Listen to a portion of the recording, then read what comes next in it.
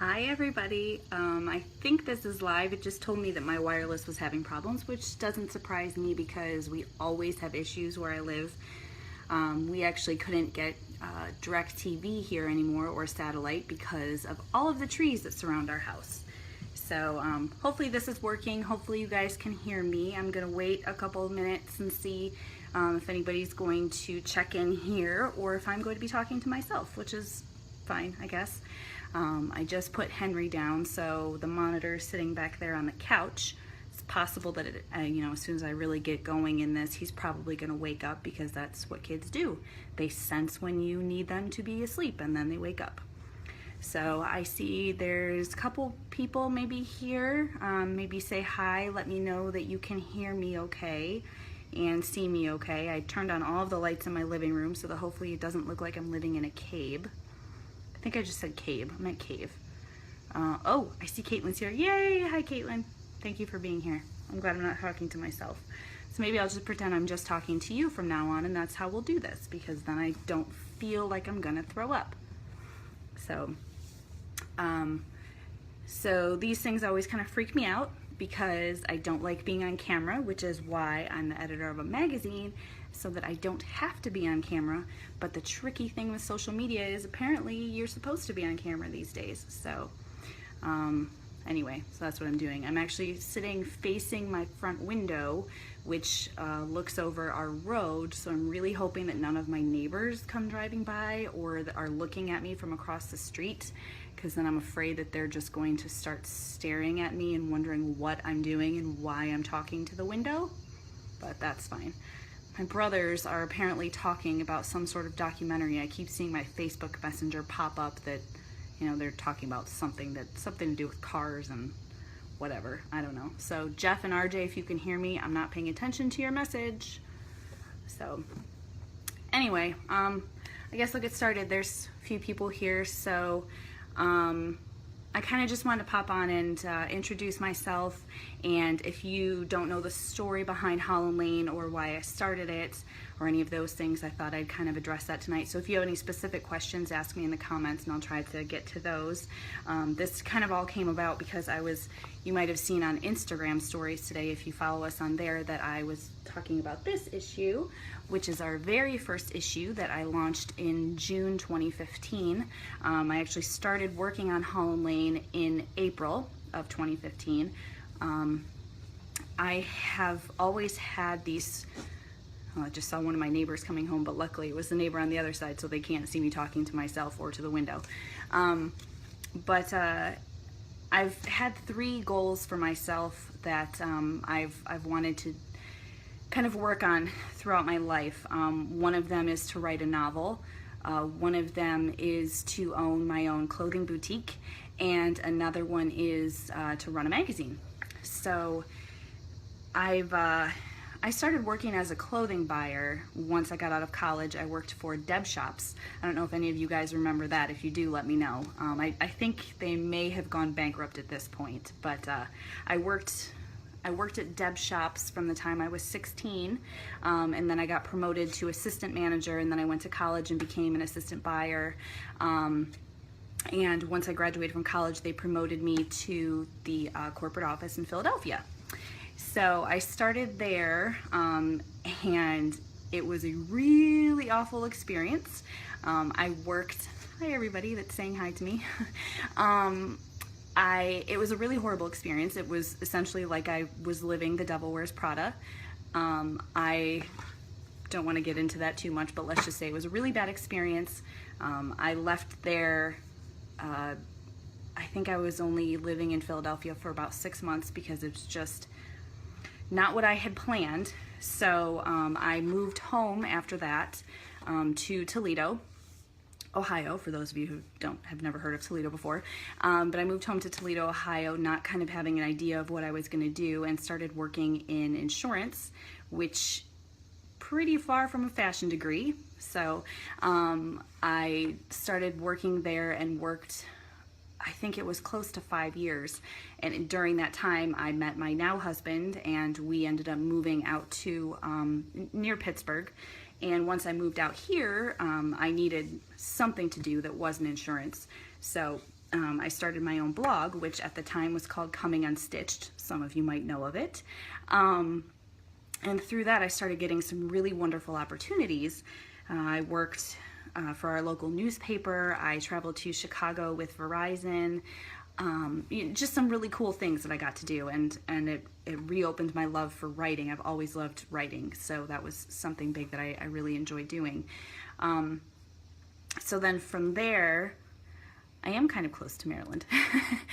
And I'm glad that somebody else has a fashion degree but isn't using it. So, hey, there we go. So when I started doing all of these things with my blog and writing more and things like that, I happened to find that there was an architecture firm in my town, and they hired me to do kind of a marketing admin type of thing. And throughout all of this time, I still kept going with the writing and, doing the side things like that. And well, my sister-in-law is watching me while she walks her dog. So hi, Sierra. That's the dog, not my sister-in-law. My sister-in-law is Jen. So anyway,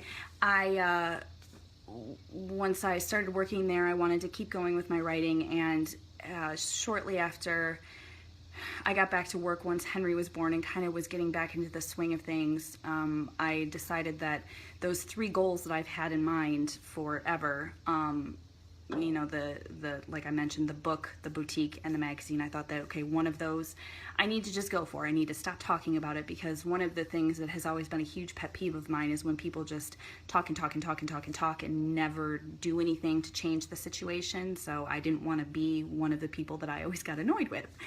So I kind of took a look at my options about those 3 things that I wanted to do. And I ruled out the boutique because I had no money. And apparently in order to have stock, you have to have money. And then I ruled out the novel because I had no idea what I wanted to write about. Although maybe someday all of this is going to make a great novel, who knows.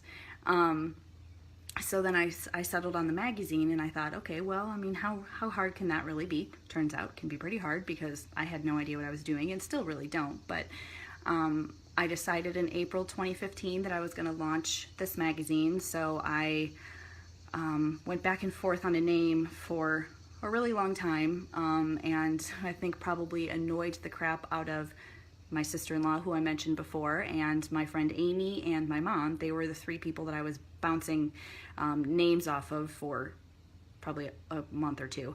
And I eventually settled on Holl Lane. If you don't know, Holl Lane is it is the cross streets of my house, and it's kind of came about because owning my own house has always been a dream of mine, because I'm kind of a nomad. I've moved constantly. I do move constantly, and so I wanted this to kind of be like a culmination of these dreams that were coming true for me. So in hindsight, I don't know that I would have named it Holl Lane, especially because when you put it together, it sounds like Holland. But it is what it is, and that's where we're going for now. So once I came up with the name, I had always kind of known what I wanted the magazine to be about, because as I was a blogger, and I noticed that when I started being really, really honest and talked about the things that were hard, specifically when I was pregnant, because I had a fairly miserable pregnancy and didn't actually enjoy being pregnant, and then how hard it was when he was a newborn, and I just put it all out there. I was just honest. I figured, hey, even if 5 people read this, whatever, at least I'm being honest about it. I'm not just painting this pretty picture of, I have, it was love at first sight and everything is perfect and all we do is snuggle, because it wasn't like that, and I don't think it's like that for a lot of people. So I put that out there, and that is when I noticed that people really were taken by that, and those are the comments that I got the most and the reads that I got the most, and people really enjoyed that. And I thought, what, there's really something there. There's something that's missing that people, what they want to see. They don't just want to see all of these pretty pictures. They want to see an honest life too. So that's kind of where I always wanted Holl Lane to go. If you've been reading it since the very beginning, you know that we used to have a lot more topics. We covered everything from style and business, and we still do food and interiors and travel and all of these things. but the life stories were always at the core of the magazine, and I always wanted those to be the core of the magazine because I think those are the most important. Amy, I'm glad that you say that about crying every day for 3 weeks when your son was born. I felt like that a lot of times. It's really hard to have a newborn. So anyway, once I decided that was the way that I wanted to go, I kind of set out to figure out exactly how you run a magazine. I had just recently been exposed to InDesign through my work at the architecture firm, and so I was starting to learn how to use that. And I knew that you could use the free site Issuu. It's ISSUU for anyone who wants to look into it. And you could publish your magazine there online, and so I thought, okay, well, I know how to create it and I know where I'm going to publish it, but how do I find the people? So luckily I have some really great friends and family who were willing to share stories with me and their talents with me, and luckily through blogging I had gotten to know quite a few other people who were willing to share with me, and surprisingly when I just reached out and asked people, especially people I admired, they said yes. So, I came to them with this crazy idea that I was going to start this magazine that they had never heard of, and they probably didn't even know me that well, but they said yes, and they agreed to lend me their talents and their writing and their stories, and it's kind of amazing. I didn't actually expect it to go quite as well as it did, but from the very beginning, the idea of Holl Lane and the true life stories has resonated with people, and I think that's incredible. So, in April, that's kind of when I started everything. I started putting things together, and I gave myself a deadline of June 1st, and I put it out there to my friends and family, and I put it out onto my blog, and I said this is when it's going to launch, just so that I kind of had accountability, so that I couldn't give up, because there were a lot of times that I wanted to give up, and there's still a lot of times I want to give up. But then it all kind of kept falling into place, and looking back at the issue now, I've grown a lot, both with the editorial direction and also with there's my cat's tail.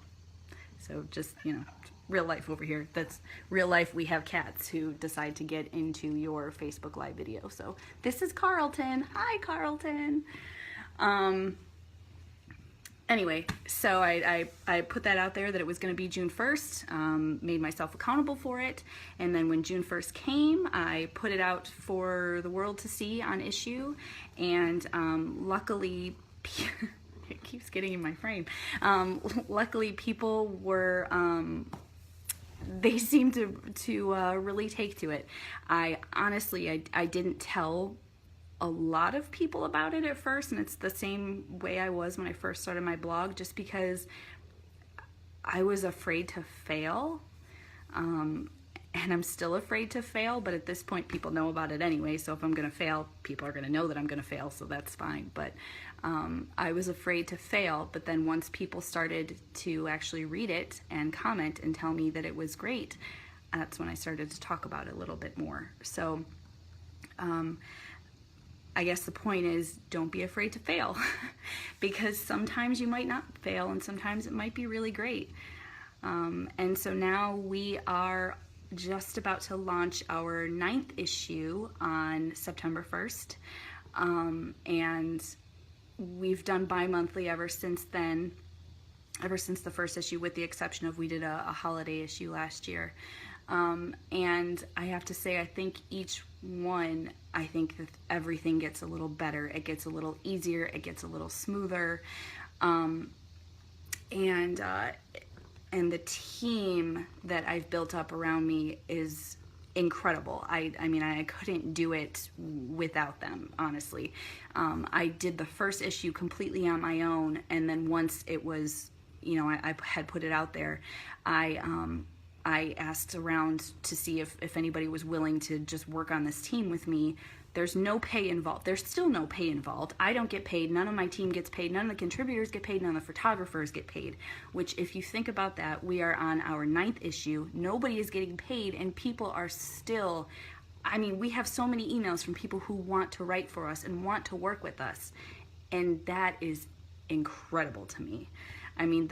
the way that people have taken to this has just been amazing to me, and I'm blown away every single day when I think about it. So but there's been a couple of girls specifically who have been with me since issue 1, Mia and Jess. I know Mia is here. I don't think Jess is, because she's in a different time zone, and whatever, I'll catch her later. But they've been with me since the very beginning and helping me out, and they help me out. Mia is now my editorial manager, and we also have an editorial assistant named Amy. And then I have Jess, who is our social media manager, and we have an intern a social media assistant named Maddie. And so they help us. I love you too, Mia. They help me, and they're also my sounding boards, and they're the people I talk to when I'm like, oh my God, what do we need to do? How do we get more customers? How do we get more people to know about this? And they just, they listen, and they do all of this work in their spare time. They all have extra things that they're doing, and they all just give me their time, and it's mind-blowing. If you think about it, it's mind-blowing. So I could not be where I am with the magazine without them, seriously, because I have a full-time job, and I'm a wife, and I'm a mom, and I try to have a life, and so if I didn't have them, I don't think we'd be where we are right now. So I owe a huge amount of gratitude to them. So is there anything in particular anybody wants to know about how I started, or anything that sounds interesting that you want me to expand upon? Let me know. I don't have a whole lot more to say, so I thought I'd open that up if anybody has any questions. I can tell you more about how awesome my team is if you want. I don't know. This very first issue that I had mentioned, it is still free. It's always going to be free for a digital download in our shop. You can get this, and you can, if you go through this one, I kind of urge you to check out our newest one too, just to kind of see how far we've come with everything. I look back at it, and I'm still really, really proud of this issue. Like, this is still one of my very favorite spreads, and I I just kind of look back, and it's kind of awesome. So Caitlin knows a lot about the journey. Yes, you do. Caitlin is somebody who I've known since I was starting this, I believe. I think we kind of met, and I say met because we don't actually know each other in real life. And side fact, I don't know any of my team members in real life either, but they're amazing anyway. Anyway, I met Caitlin right when all of this journey was starting, and so she has been a cheerleader since the beginning as well, always offering me advice, because she's like a social media maven and knows all about that stuff. So she's been very gracious in giving me advice and things like that. So couldn't have done it without her as well. And so many other people, like my mom has always been there, because she has to be, or I yell at her. My husband, who is a very patient man. I know some of you who are on here know my husband. He's always been very supportive of my dreams, regardless of what they are. He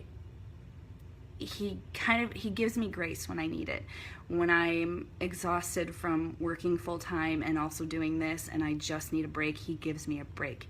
The other night I just had so much on my mind with what I wanted to do with the magazine, and so I said, after dinner, do you mind if I run down to our local coffee shop and just work for a couple of hours? And he said, yeah, go.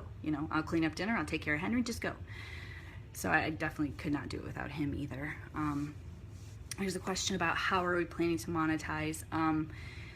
This is something that we're still working on. All of the issues are now, we charge for all of them, which is not honestly something I had planned on doing at the beginning, but until I realized how much cost for me goes into this, out-of-pocket costs every single month, it was literally draining me to the point where it was either I needed to charge for the magazine or I needed to quit the magazine.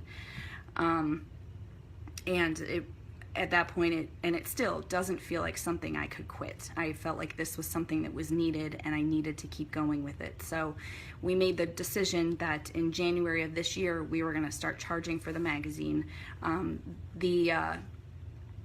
The digital issues are $4 and the printed issues are $12 plus shipping. So the print issues are actually something that's relatively new for us. I started those with our May issue this year. We just started printing them. I honestly didn't know that there was still a market for printed issues, but with these kind of coffee table magazines, which is kind of what ours is, people seem to be more interested in having them printed so that they can keep them around, because they aren't just a glossy that you read at the supermarket. They're something that you want to keep and keep reading, because they aren't stories that expire. You know, they're evergreen stories that are going to be important forever. So so we do that. I just literally within the last week started offering advertising. And also that was a thing because of Caitlin there. So I just started offering that, and I'm looking to work with businesses. So if anybody knows anybody, I'm looking to work with businesses who also are trying to better the lives of women in various ways, because that's what Holl Lane is all about. We're trying to start a conversation for women about these things that people don't talk about. So that's another way that we're monetizing. I have some other ideas that we're going to be working on in the new year, but right now our primary means of finances is through the purchased issues and through subscriptions. So purchase them. But that's kind of what we're doing right now. I see a question: do you print locally? I don't. I actually, and this is something that I'm still working on, I found that printing in the States is incredibly expensive. So I'm working with an outside printer right now, and at the moment I don't print a lot of copies at once. It tends to be the more you print at one time, the less expensive it is, but you know, I don't have thousands of dollars to throw at printing right now, so I print a handful of issues, and you know, once they're gone kind of thing. So it's nice that I don't have that back stock of issues kind of sitting here, but it also kind of stinks because then I don't have the inventory going forward if people want to pick up you know, our old issues or something like that. So, but you know, I'm hoping that in the future that's going to change. I've just started working with another bookstore in Ann Arbor, Michigan, that's going to carry the magazine that I'm really excited about. And we were just recently selling in the shop on Liberty Street in Hubbard, Ohio. So I'm really lucky that these stores have been willing to take a chance on the magazine as well, especially for a new magazine that they probably hadn't heard of until I, you know, had reached out to them. So I think that's all I really have. If anybody has any other questions, let me know. The most important thing I can say is that when you're starting something that's always been a dream, just keep going. As I mentioned, there's been a lot of times that I've wanted to give up, and every time I do, and I kind of talk with people about, you know, my frustrations and things like that, I get these really amazing messages back from people that tell me that I need to keep going because it's an important message that we're giving. That my friend Bridget told me the other day that she believes that what I'm doing isn't just life-changing, but it's saving lives. And that to me was kind of, I didn't really know what to say about that, because that's amazing, but that's what I'm hoping for. I'm hoping that there is somebody that will pick up this magazine who is having a really rough time, and they see a story for, you know, that somebody has been through it too, and they understand, and they realize that they aren't alone. And you know, if I can connect people that way, or just getting the emails that I get from people saying that, you know, a certain story meant so much to them, it renews my faith in this to keep going and to keep pushing through all of the bills that kind of keep piling up on my mind, or, you know, the feelings that, you know, am I good enough for this? Do people really even care about this? You guys always come through with these messages that show me that, you know, it is important, and I need to keep going. So just keep going with your dreams, and make sure that you have a really good support system. I think that's kind of been one of my big things too, is that I have this support system that's incredible, and I don't know what I would do without them. So to all of you who have shared the magazine, talked about the magazine, purchased the magazine, anything like that, I can't thank you enough for that. So I guess that is it for me. If anybody has any other questions, feel free to leave them in the comments, or message me, or send a message to the Holl Lane page. You can always email me. I am on my email a freakishly amount of time, so probably more than I should be, but it's editor@hollandlanemag.com, and I'd love to answer any questions that you might have. So if that's it, I'm gonna get out of here. I'm gonna go enjoy the time that my son is sleeping and my husband is not yet home, which means a quiet house. So thank you everybody who was here. I really appreciate it. I'm glad I wasn't talking to myself, and thank you for leaving me comments and likes and hearts and all of those things. So I'm going to be back on Facebook Live on September 1st to show you our brand new issue, and I hope I will see you then. In the meantime, email me if you have questions, tell people about the magazine, and that's it. Bye guys.